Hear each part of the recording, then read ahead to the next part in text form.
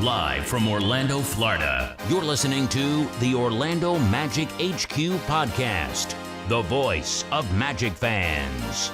Join us every week for a unique fan perspective on all of the latest Magic news and updates. The show starts now. What's up, Magic fans? Welcome back to another episode of the Orlando Magic HQ podcast, brought to you by the Believe Podcast Network and Bet Online. We're your host, Al, myself, Anthony. Today is Friday, January 5th, 2024. And in today's episode, we're going to continue talking about injuries because we're the Magic. Why the hell not? Also, we'll be talking about the Magic going into double overtime in a very tough loss against the Sacramento Kings. And how do we not talk about the newly announced Magic doing the unthinkable and finally putting up a jersey in the rafters, and talk about our reactions to that. But before we get into all that Magic stuff, just a quick word from our sponsors. Bet Online.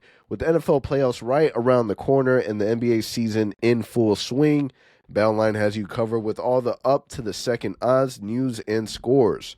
With additional odds, lines, trends, and info on both desktop and mobile, you can access the world's best wagering information anytime. Head there today to get into the action, see all the updated odds. Remember to use promo code BELIEVE to receive your 50% welcome bonus on your first deposit. Bet Online, where the game starts. So jumping really right into it, we're recording this podcast Thursday night. It's 10 o'clock p.m. We just got the announcement just a few hours ago that the Orlando Magic will be retiring Shaquille O'Neal's jersey, the first jersey retirement for the Magic. The Magic were one of three originally before this announcement of teams in the NBA that haven't had a retirement jersey in the rafters. Now leaving behind is the Clippers and the Raptors. It's a shame that Vince Carter doesn't have his jersey retirement in Toronto. That's insane.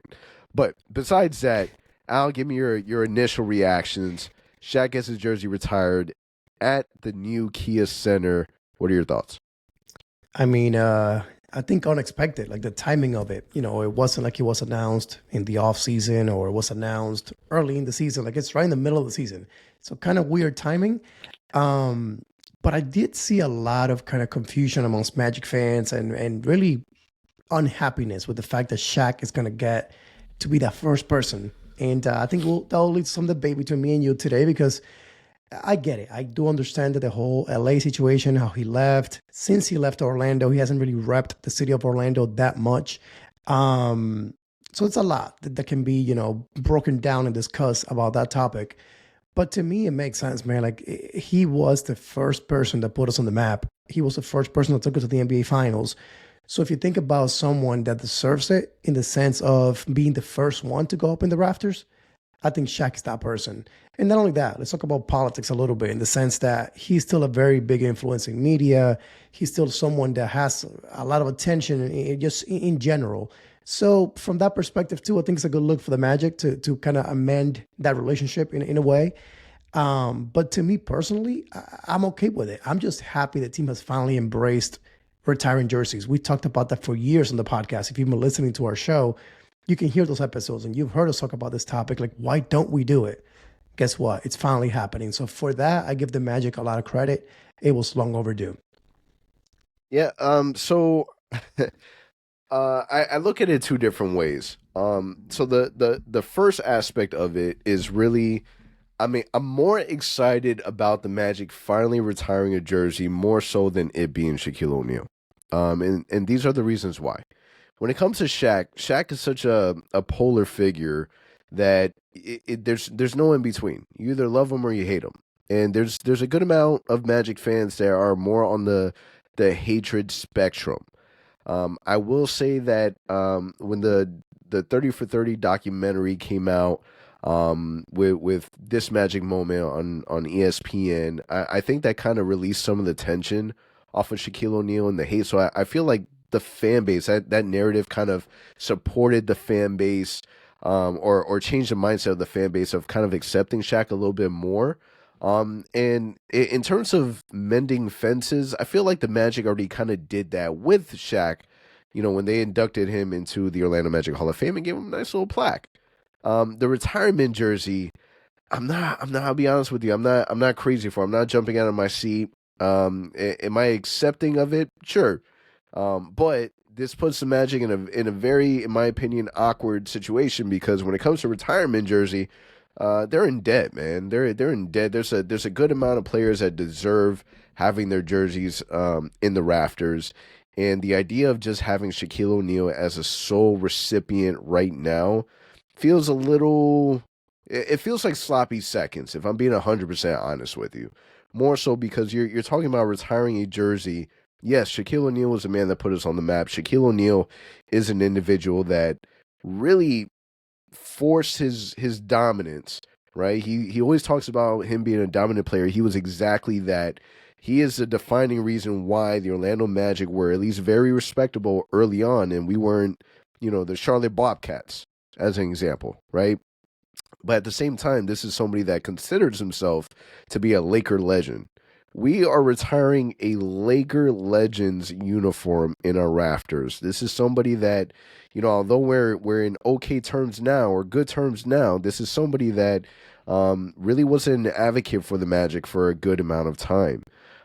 So that's kind of my drawback from it. It's they built him a statue in LA, man. Like, Jersey retired in LA. He's no longer a Magic player in my eyes. He's more of a Laker player, and it doesn't matter what he says. He can say whatever he wants. There was a quote from him. I can't remember how far back, where he talks about, I regret leaving the Orlando Magic. If I was to go back in time, I would do it. The DeVos family, they deserve titles and blah blah blah. Yeah, that's all fine and dandy. But that wasn't the case. This is somebody that is a big name in NBA basketball. We know that. He's a big public figure. But, my man, he won a championship for the Lakers. He won a championship for our in-state rivals, the Miami Heat. We had 4 years with him. That's not a whole lot of time. It's not. So, again, it's more... And this is the weird part, right? The fact that the announcement really came from him a few days ago on his big podcast is even more weird. Like, the Magic don't operate that way. I'm sure that's not... I'm sure they weren't happy when they found out that he was the one that mentioned it before.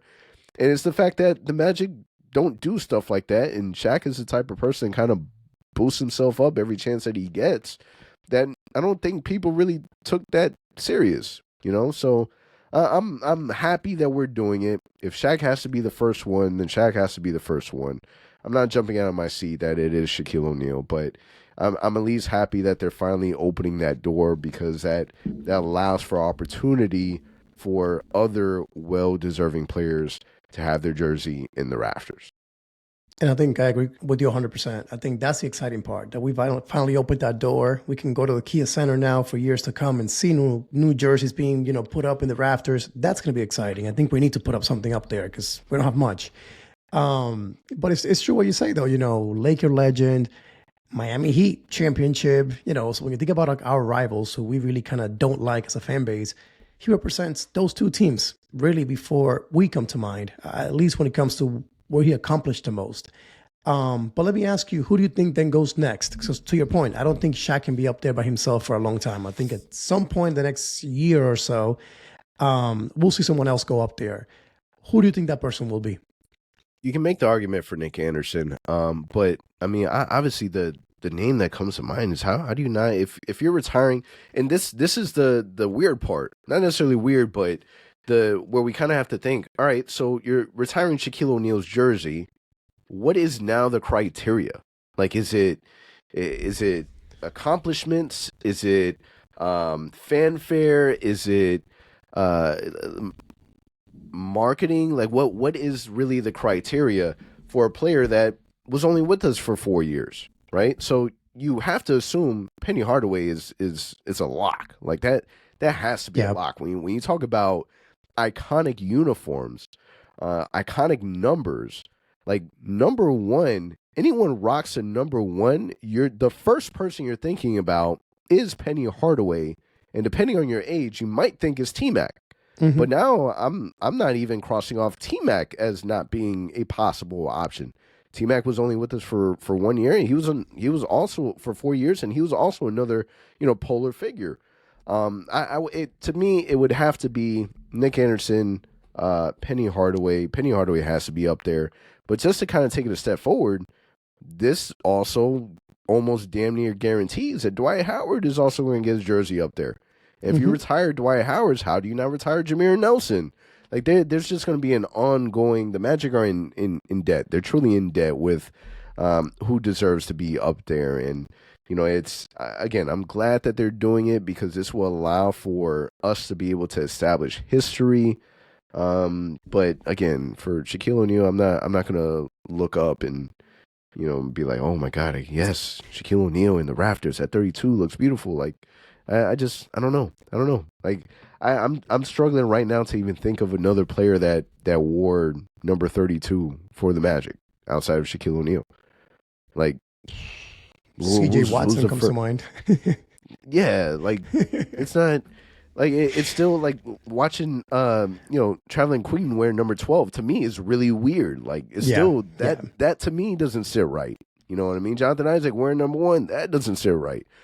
If a player comes in and wears number 32, I'm not batting an eye. I'm just not. It's okay. It's acceptable in my eyes.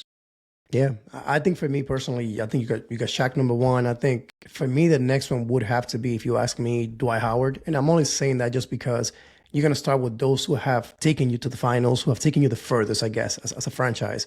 And to me, it's the two of them. And then to me, then Penny, T-Mac would be the next ones to follow, followed by, in my mind, Nick Anderson. Like it's tough to say, but if the criteria is not quite there right now, we'll see what they do in the upcoming years, who comes next and things like that. That may give us the answers.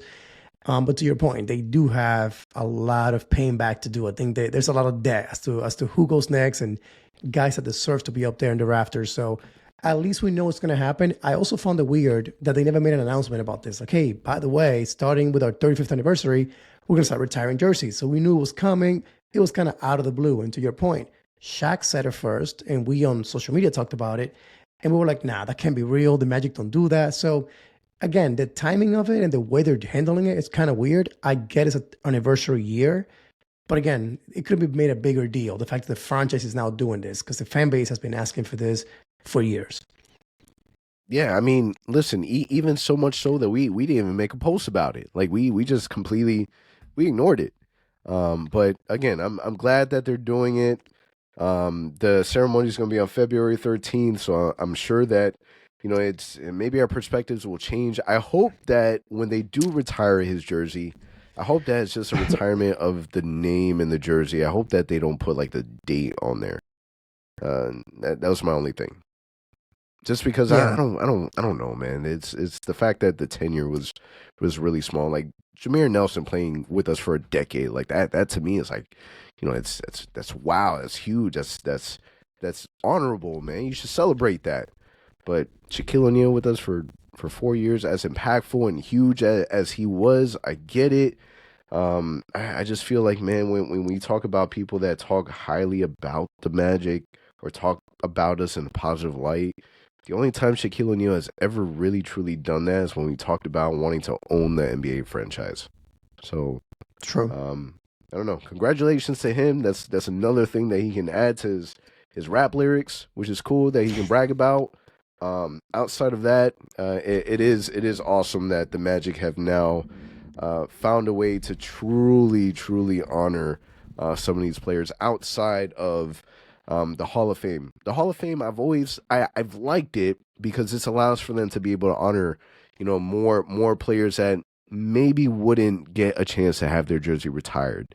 And this definitely should be, reserved for the elites.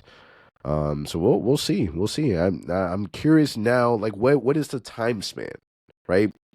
Like to me, that should be the next question. Like, all right, is this something that you're gonna look at every 5 years? Are we now, at the 35th anniversary? Do we now wait for the 40th and then the 50th? Like, how much long in between do we now have to wait for, the next one? I just. Man, I don't know, man. I feel icky with Shaquille O'Neal being the only jersey retired in our stadium. And again, in my mind, he's a Laker player, and he's super proud of his little statue that he has in LA, and it to me is more of another asset that he can brag about. Yeah, but I think they should, over the next 5 years, maybe do the next 5 jerseys, and then after that, start doing it every 5 years from there. But they have enough to do one every year for the next 5, and then after that, kind of dial it back. Just kind of what I think they should do. Yeah, but hey, they've done it. Congratulations! It is a long time coming. Definitely a surprise and a shock, but definitely well overdue. All right, so let's talk about the week in review. So the Magic, big win against the Knicks, 117-108, and then we kind of go on a losing streak. Not kind of, we 100% go on a losing streak with a loss against the Suns, 112-107, loss against the Warriors, 121-115, a loss against the Sacramento Kings, 138-135. It's been a very, very tough road trip. The Magic have been, we've been struggling, and a lot of that is attributed to the fact that we just can't stay healthy. It's just, it never fails us. If there's one thing that you can bet on, it's the Magic not being healthy. I feel like, this has just been our story every season long, and it is biting us, and it's biting us pretty bad. So I want to spend some time talking about last night's game, because last night's game was awesome. It was awesome in ways that it shouldn't be awesome, but it was. For those of you that were brave enough, for those of you that had the energy, for those of you that had the effort to stay up until past 1 o'clock in the morning to watch this game into double overtime, kudos to you.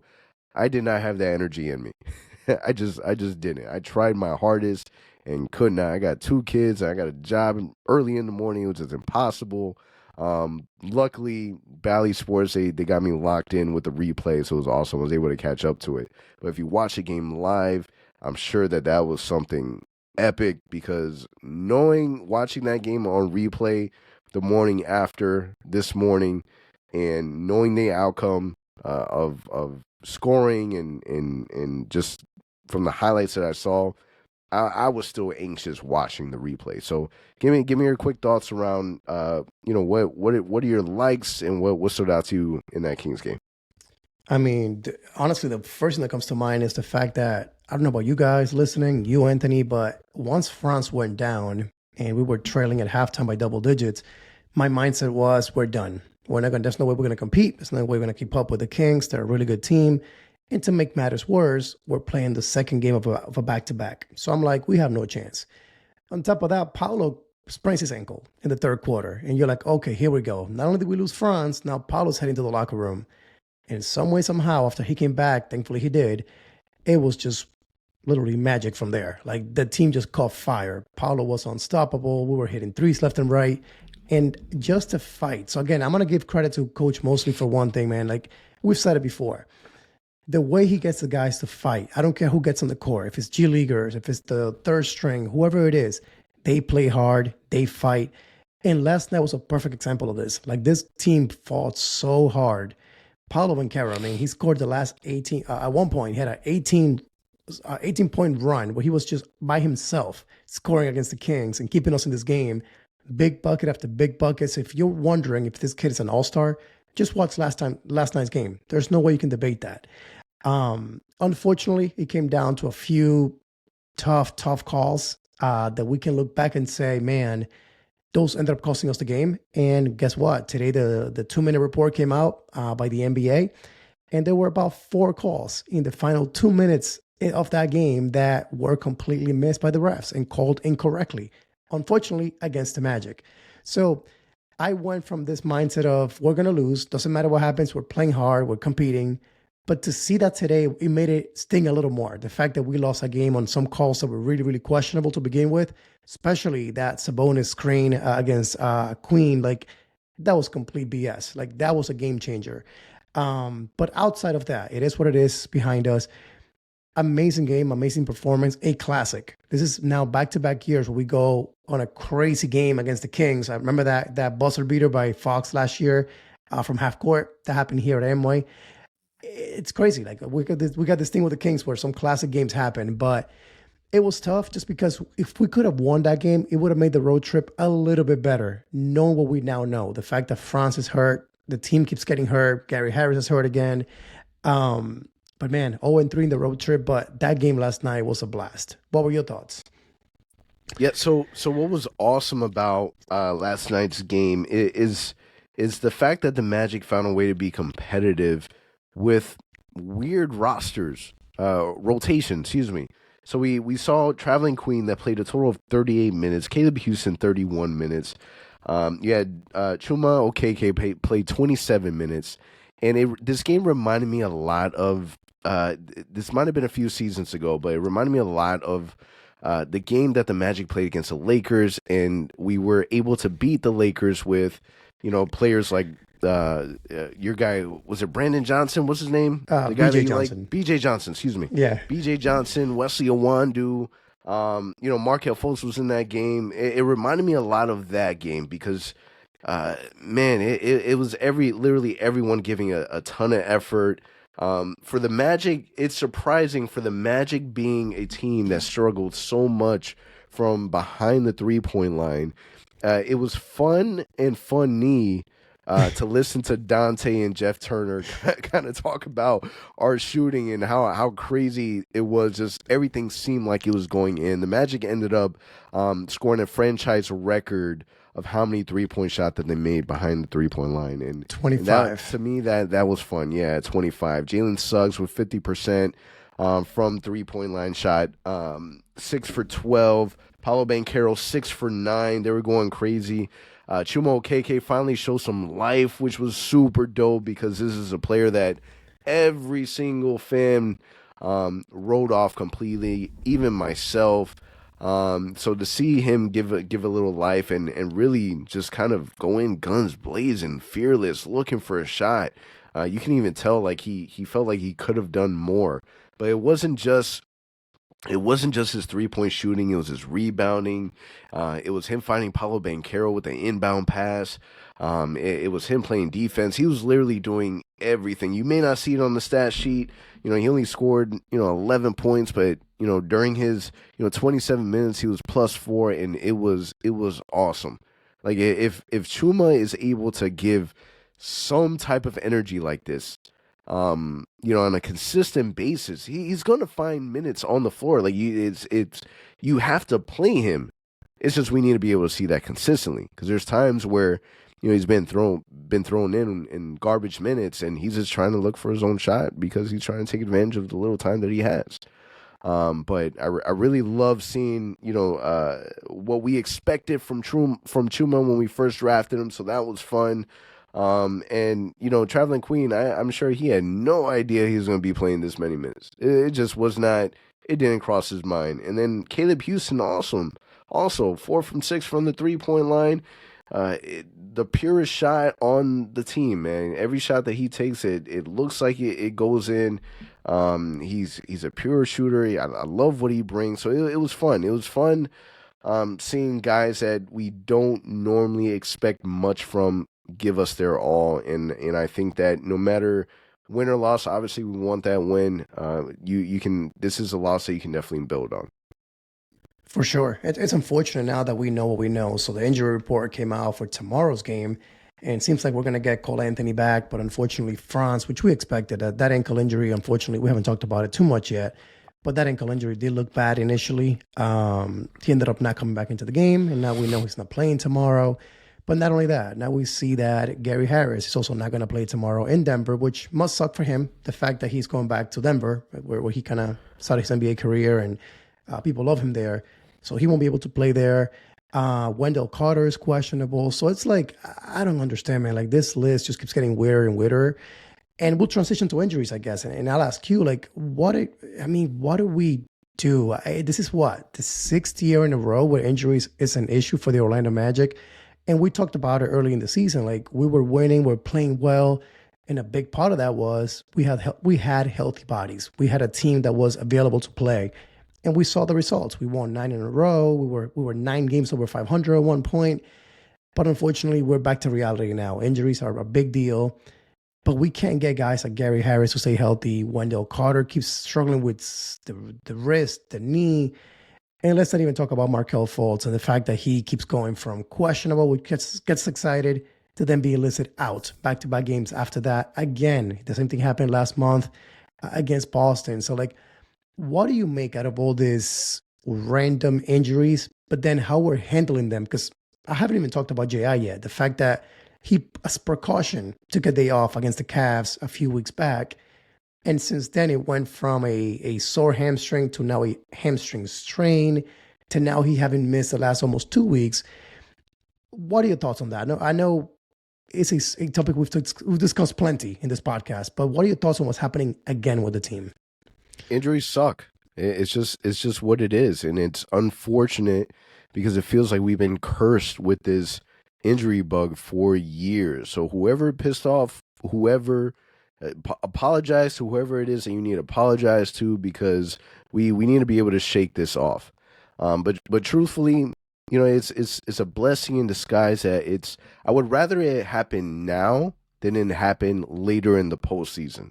So get all that out of your system now, because when it comes closer to the end of the season, we're really going to need all our guys to be able to really make noise. Fortunately, the Magic, when we went on that 9-game winning streak, it gave us a good cushion in between. So right now, the Magic are tied for the 6th seed with the Cavs and the Knicks, where we're all tied 19 and 15. But the Magic need to start winning some ball games, and the only way that that's really going to happen is us getting healthy, and that needs to happen soon. And if it's not getting healthy, we need to start bringing guys back in, like Markel Fultz. Like it's now time, early or not, it's now time to start bringing him back. Like Paolo Banchero is going to end up hurting himself more if he doesn't have help. Like he's doing a lot, and the way that Paolo Banchero plays basketball, it's not like he's playing with finesse. He's playing with body, with contact. Like every play, he's trying to muscle his way through, and it's gonna hurt him in the long run if he doesn't have that support. And Franz allows for that to take that pressure off. With Franz out of the game, I mean you're talking about somebody that barely had 22 points at the end of the third quarter. My man ended with 40 plus. So he's doing a lot. He's a stud. You need to be able to find him help. And we can't just rely on him. It's a lot different if we're relying on a player like Steph Curry, who's shooting from behind the 3-point line a majority of his game, to where Paolo Banchero, again, he's putting a lot of strenuous movements on his body. And I think that, if we don't do something quick, we're really going to hurt ourselves in the long run, because we absolutely need Paolo Banchero. Like we need him for us to be able to do any kind of noise, any kind of damage this season. Yeah, man, I'm just hoping that, to follow up on that, we need Franz also available, right? Because he's the one that takes that load off of Paolo sometimes when he's getting those double teams and triple teams. They can't do it when Franz is in the game. So I'm hoping that he only misses a couple of games. Historically, Franz has been made out of iron. This dude does not miss games. So I'm hoping that he only misses a couple of games, maybe at most, maybe a week. But we need some good news there from him. So hopefully tomorrow there'll be an update from Denver on how he's doing. Well, we're not getting much. We're going to get the same thing day to day. We'll see what happens. But to your point, man, we need this guys healthy. We need J.I. We need Markel. Like, it's been a long, long time. And my thinking is, so the front office, we knew it was going to be an evaluation year. We knew they were going to be thinking about who to fit, how do we build from here.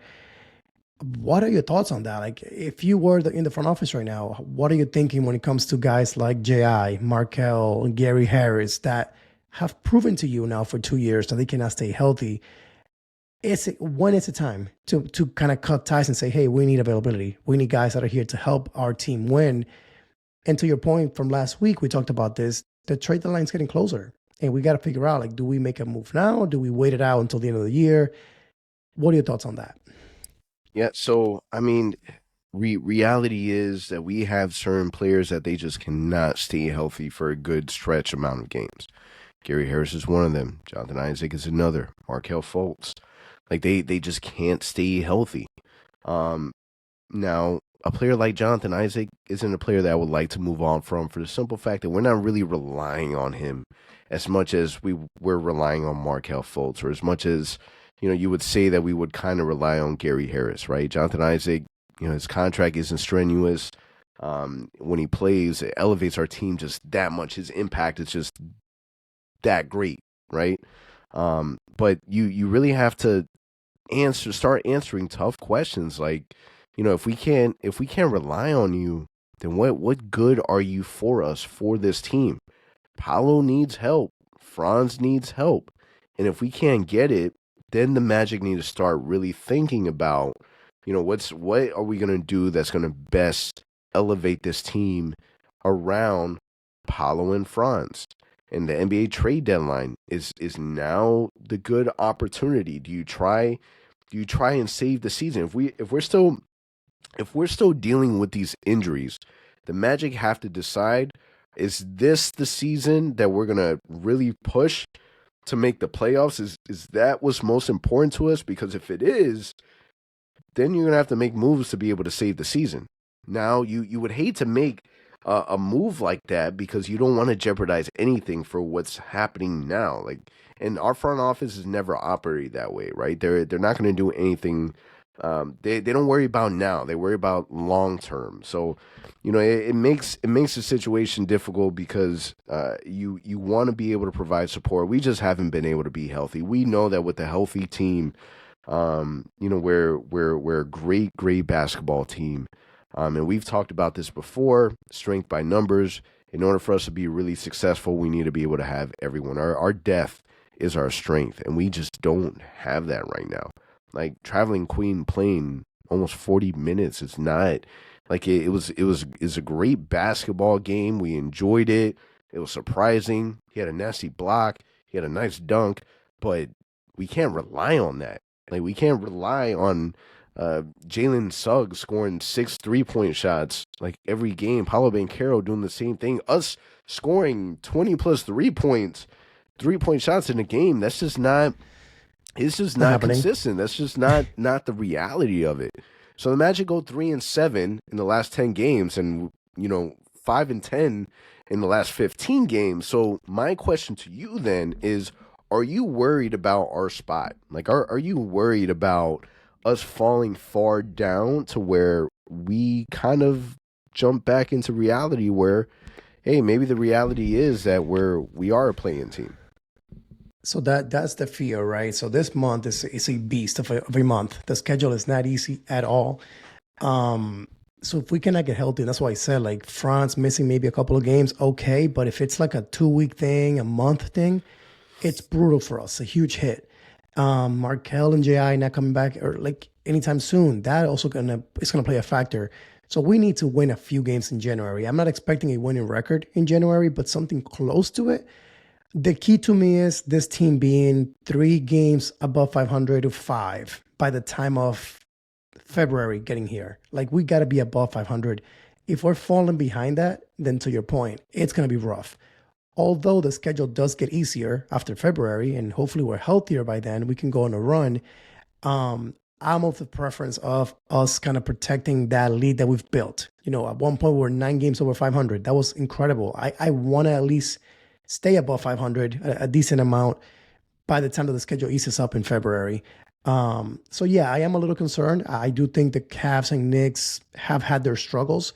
I don't think they're going to go on some crazy run here and distance themselves from us by a large number. But if we continue to lose, we may ourselves be hurting ourselves if we cannot find a way to win some games. So I think personally for me, I'll be honest, like if we make the play-in game, that was my goal entering the season. That was what we were kind of hoping for. So if that's where we end up, it's kind of disappointing now, but that's still an accomplishment to go from a tanking team to a rebuilding team to now a play-in team. Progress, right? But after where we were, 3rd seed, 4th seed in the East, with some potential showing and the injuries hurt us again, it'll be a tough pill to swallow to go from April through October knowing that we could have been better. So yeah, I am a little bit concerned, but let's see what the next couple of weeks bring for us. But what about you? What are your thoughts when it comes to where we are today and where we may be heading? Yeah, I mean, personally, I don't care. get in. If it's through the play-in, it's through the play-in. If we're blessed enough to where we get things rolling again, then and when we don't have to be in the play-in, then ideally that would be the route to go. But as long as the Magic find their way into the postseason, that's all that matters. Because we know that this team is just nobody was expecting for that from us last season. We really wanted it, but no one was really expecting that. This season, we go on a run, we start winning games, we start getting a little recognition, and now our expectations has adjusted, right? But we're going through the injuries, and we know that the injuries is just a part of Magic. It's just part of our brand at this point. It's just what we deal with, and it's a major, major deal. So for me, ideally, do we want to stay out of it? Of course, but if not, it's not the end of the world. As you said, it's not a failure, it's still success. If anything, a play-in tournament, I don't want it, knock on wood. If anything, a play-in tournament will kind of help set the tone for a young team like the Magic going into the playoffs, right? So if they have to battle it out in the play-in and they still find their way into the playoffs, man, you talk about a confidence booster, you talk about a good simulation, you talk about how much the team has already grown from an in-season tournament and being in that level of competition for basketball. It allows for the team to grow even that much more. So, in my opinion, just get there. You're going to go through adversity. This is just the time where the Magic are going through our adversity. We're dealing with it now. And through that, Paolo Banchero, I mean, he's just shining from it, bro. We're talking about in the 4-game West Coast trip so far, Paolo Banchero is averaging 32.7 points per game, 8.3 rebounds, 6 assists, 3.7 3-points made. Like this dude is just balling.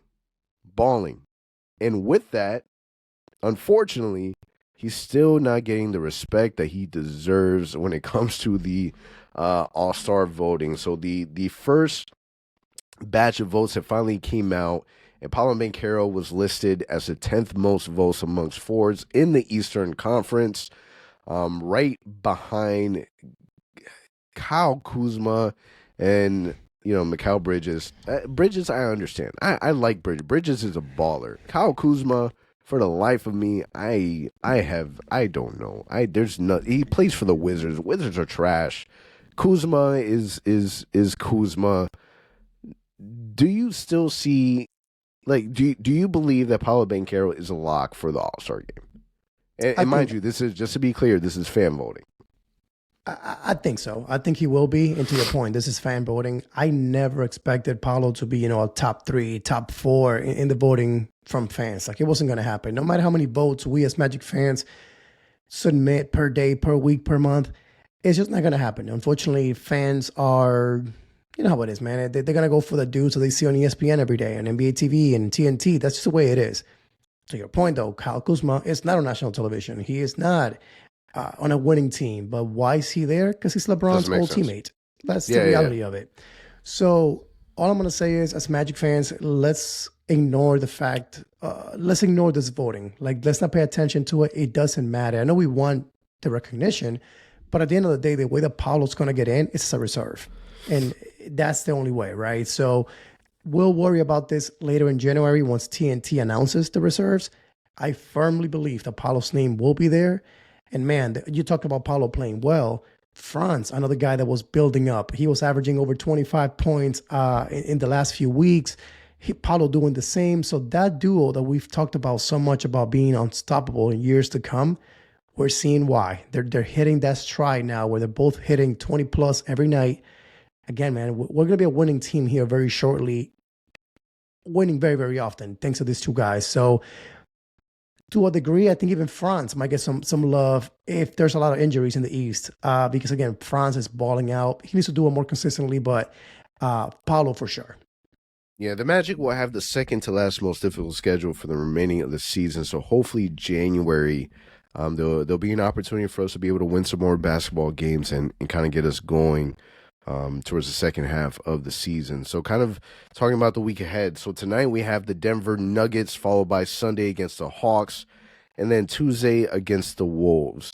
The last time that we recorded, when we had our predictions, one out of the two of us said that we would go 1-3, and unfortunately that person was correct. So what would you say is your projections now, realistically, Al, for the week ahead? You nailed it, man. You had that 1-3, and it's exactly what we are. I didn't want to be right, though. I didn't want to be right. To my defense, I will say I had us 2-2, and it would have been that Warriors game had we been healthy. Unfortunately, we weren't, and here we are. But looking ahead, man, things don't get any better. That Denver game, unless something miraculously happens, no way we win tomorrow night or tonight here in Denver with so many injuries that we're dealing with. I am really, really hoping come back home on Sunday, face the Hawks, Sunday afternoon game. Markel is back, J.I. is back, Joe Ingles is back at the very least. France, we'll see what happens, but getting some depth is going to help us because we need that against these teams in the East, like the Hawks. So hopefully we win that one. And the Wolves, man, they're a great, great team. That's going to be a tough battle. Again, if injuries continue to be an issue, even though the game's at home, it's another challenging game for us. So I'm going to hope for 1-2. But again, if injuries continue to be this bad, it could easily be another 0-3 week. And we'll be hitting, 6-game losing streak at that point? Hopefully that won't happen. Yeah, for me, buckle up is going to be bumpy tonight against Denver Nuggets. You already know that that's going to be a rough one. We've struggled with the Hawks, and then the Timberwolves. They're just playing really good basketball right now. Anthony Edwards is a dog, so I'm a little worried. The part that is a shining light is the fact that the Hawks game and the Wolves game will be at those games will be at home. So we want to be able to take advantage of home court, and hopefully one of those games will fall our way. But if I'm predicting and I'm putting my money on it. Sports betting is now legal in the state of Florida. I would not be putting any money on the Magic at all for these upcoming games. It's just with injuries, how can you? If we had a healthy roster, it would be a different story. Unfortunately, that's just not the case for our guys. And this is kind of where it's at. So the question is, now that the Magic are really dealing with these injuries, is this an opportunity for us to really get a chance to be able to see Jett Howard? Jett Howard has been absolutely balling for the Osceola Magic. Can we see? Do you predict? Is there an opportunity? I mean, we're seeing Traveling Queen playing heavy minutes. Is there a world where we see Jett Howard? I mean, I hope so. I really think that he's not playing tonight in Denver. They didn't call him up just because the road trip's already ending. So kind of no purpose in flying him out across the country to just play one game. But I am hoping that Sunday night here in Orlando facing the Hawks, we see him. Again, if the injuries continue to be as bad as they are today, hopefully that changes. Let's get that very clear. But if it doesn't, there's no way you cannot play this kid. I mean, you have to at this point. He has a shooting skill that we need. I mean, look at Caleb Houston. His job is to go up and down the court, play decent defense, and shoot the open threes. That's exactly what Jett Howard needs to do. If he can do that and hit a couple threes a game, that's a nice start to his career. But he's got to find a way to hit the court. He was the 11th pick in the draft for a reason. I'm hoping they saw some sort of talent that they liked. Well, let us see that, because I think the time has come where we need his help here. So hopefully we see him. But at the same time, if injuries can heal and some of the guys that we know that are going to play can get back, like Joe Ingles and Markel and J.I., then I'm hoping for that first. But if not, I hope we see him. Yeah, so Jett Howard, he's averaging 20 points a game for Osceola, averaging 37.7 3-point percentage from behind the arc at almost a 10 3-point shot attempts a game. Crazy. In the last 6 games. So this is definitely someone that can help the shooting. It's just we need to be able to transition what he's developing from Osceola into the varsity team. So on that note, man, tough games ahead. A lot of exciting things to be excited for in the future of the Orlando Magic. And we will just wait to see, man. Can we survive this span with injuries? How long will Franz Wagner really be out? We've always called him the Iron Man. Hopefully we get to see him back soon. And this isn't one of those Magic stepping in and extending for precautionary purposes, keeping Franz Wagner out for a really long time. So on that note, this show was presented by Bet Online. It is a wrap. Catch you guys next week. For all the latest Magic news and updates, visit OrlandoMagicHQ.com and follow us on Instagram at Orlando Magic HQ and on Twitter at OMagicHQ. Also, remember to subscribe to our YouTube channel and subscribe and leave a 5-star review on your favorite listening platform.